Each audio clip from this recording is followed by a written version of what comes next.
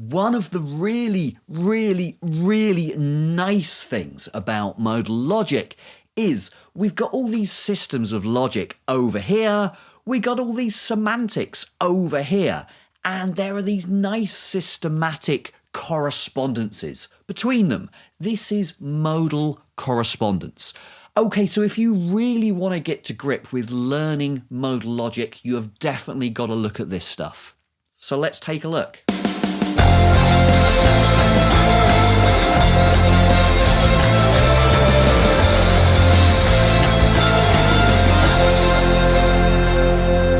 Hello everyone, welcome back to the Attic. This is a series of videos about the basics of logic. We are currently talking about modal logic. If you're enjoying these videos, if you're finding them useful, or if you just want to cheer me up, consider subscribing to the channel, hit the bell icon to get your updates. So this is one of the really interesting things about modal logic. There isn't just one modal logic, there's a whole bunch of them. There's a whole bunch of different systems. They are interrelated, and looking at how they relate to each other and how the models relate to the syntax, to the axioms of the logic, that's one of the really interesting things we're going to do. For each of these frame conditions, there is a class of models, okay? So the reflexive frame, that is all the models that are reflexive. For the transitive frame, that is all the models that are transitive. And for each one of those frames, there is a corresponding logic, a modal logic. Now, I'll say a little bit later about just what it means for a logic to correspond, but for the time being, let's just say they correspond. What are those logics? Well, we give them a name. When we have no frame condition in mind, so there we're dealing with all of the models available to us, we call that logic K, after Sol Kripke, who kind of came up with this bit of modal logic. When the frame is serial, the logic's called KD. When it's reflexive, the logic is KT. When it's symmetrical, we call the logic KB. Transitive, K4. And Euclidean, K5. Okay, those names don't really make much sense. A lot of them are there for historical reasons. You've basically just got to learn them, and you've got to learn that that one corresponds to that one corresponds to that one, and so on. Okay, so we have all these different frames, we have different logics corresponding to them. What do we do with them? So one thing we're going to be interested in is different notions of entailment. So each of these different frames gives us a different notion of entailment when the premises entail the conclusion. So let's see how that goes. Let's just take the reflexive frame as an example. Then we can say that some premises entail a conclusion with respect to this reflexive frame. They reflexive entail the conclusion just in case, for every state, in every reflexive model, if the premises are true there, then the conclusion's true there. So this, it's just like our normal definition of entailment in modal logic, but now we're not talking about all of the models whatsoever, we're talking about all of the reflexive models. Okay, that is the reflexive notion of entailment. That's what it is for the premises to reflexive entail a conclusion. If we were talking about what it is for them to transitive entail a conclusion or serial entail a conclusion, we would just change this from reflexive models to transitive models or serial models or whatever. Just bear in mind here, when we're talking about reflexive entailing, we're not talking about the entailment relation being reflexive.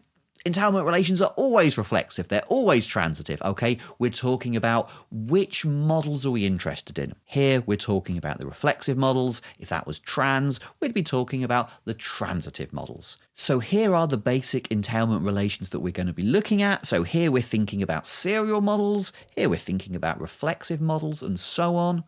This one, I've written all there because we're thinking about all models. Okay, so this is just our basic notion of entailment that we met previously, looking at all models whatsoever, irrespective of any condition on the accessibility relation. Is it the case that if the premises are true, then the conclusion's true at every state? Now let's go into a little bit more detail about what it means for a logic to correspond to one of these frames. So one way of thinking about that is in terms of axioms. What is an axiom?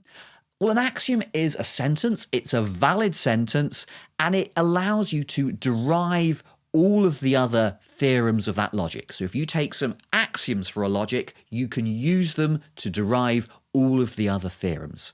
In a way, the axioms characterize which logic we're talking about. So if I write down some axioms, that defines a logic. So axioms belong to the proof theory, the syntax of the logic, as opposed to the semantics. So we're interested in this correspondence between the theorems that I can get from the axioms on the one hand, that's the syntax, the proof theory, and then the semantics on the other. The semantics are the models, the frames, that kind of stuff. And the correspondence that we're thinking about is, well, if I've got these axioms, which frame lines up with it? One of the really, really nice things about modal logic is, historically speaking, all the axioms came first and nobody really knew kind of how they fitted together or what really they meant. They were just kind of, okay, we think this principle looks good or whatever.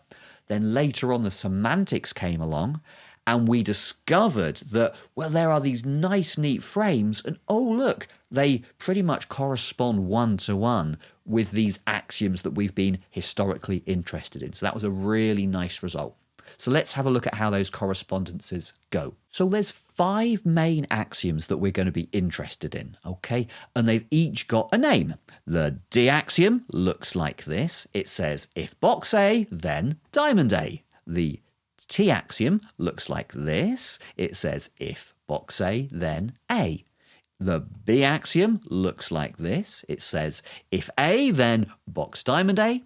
4 axiom, I can go from box A to box A, and the 5 axiom, I can go from diamond A to box diamond A. Again, these names, they don't make a huge amount of sense. You've just got to learn them. They're there for historical reasons. The name that does make good sense and that helps you remember it is T for truth, because it's saying that the box is true. In other words, if you've got box A, then A is true. So the T axiom stands for truth. So we can combine these axioms together in different ways to build up different modal logics. Starting from the basic modal logic, what's called normal modal logic, we'll call that K. That's with no particular axioms added. If, for instance, we add to that the T axiom, we call that logic KT. Okay, so that is everything that you can prove in normal modal logic with the addition of the T axiom, and everything that you can combine once that's added. If we also add the B axiom, so we add the T axiom and the B axiom,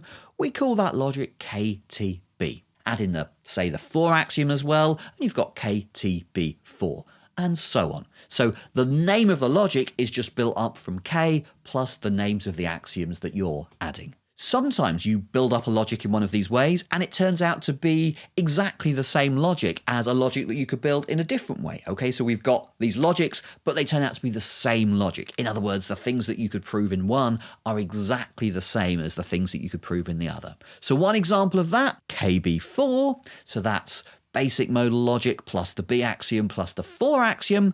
That's exactly the same as what you'd get if you'd added the B axiom plus the 5 axiom. In other words, once you've got the B axiom in there, it doesn't matter whether you go for the 4 axiom or the 5 axiom, they're equivalent. And that also applies when you've got other axioms thrown in there as well. So for instance, KTB4, it's the same logic. You can prove the same stuff as KTB5. This combination is also called S5. That's kind of for historical reasons. We don't really need to know that, but you might see that name come up. S5, it means the same thing as KTB4 or KTB5. So how do the correspondences between axioms and frame conditions go? Well, they go like this. Serial frames correspond to the D axiom, to KD. Reflexive frames correspond to the T axiom, so KT, the truth axiom. Symmetrical to KB, the B axiom. Transitive frames correspond to the 4 axiom. And Euclidean frames correspond to the 5 axiom, K5. So where we're talking about correspondence there, what we mean is if you take that semantics, okay, so you take all of the models that are, say, reflexive, the logic that corresponds to that is basic modal logic, normal modal logic K plus the T axiom. So whatever you can prove in KT, all of those sentences are going to be valid on the class of reflexive models, okay, on the reflexive frames, and everything that's true in all of those models can be proved in KT. And similarly, there's this correspondence between truth and proof in all of these cases. That's soundness and completeness. So the correspondence means soundness, everything you can prove is true on those models, and completeness. Everything that's true on those models you can prove in those logics. Soundness and completeness together, that's correspondence. And the correspondences go like this. Thank you so much for watching. I really appreciate it. If you have comments on any of this stuff, leave me a comment below. If you're enjoying these videos, consider subscribing to the channel. Next time, we are going to be looking at practical ways, techniques for building models in modal logic and how we can use them to build counterexamples that will help us test arguments in modal logic. So I hope you join me back for that. I'll see you next time.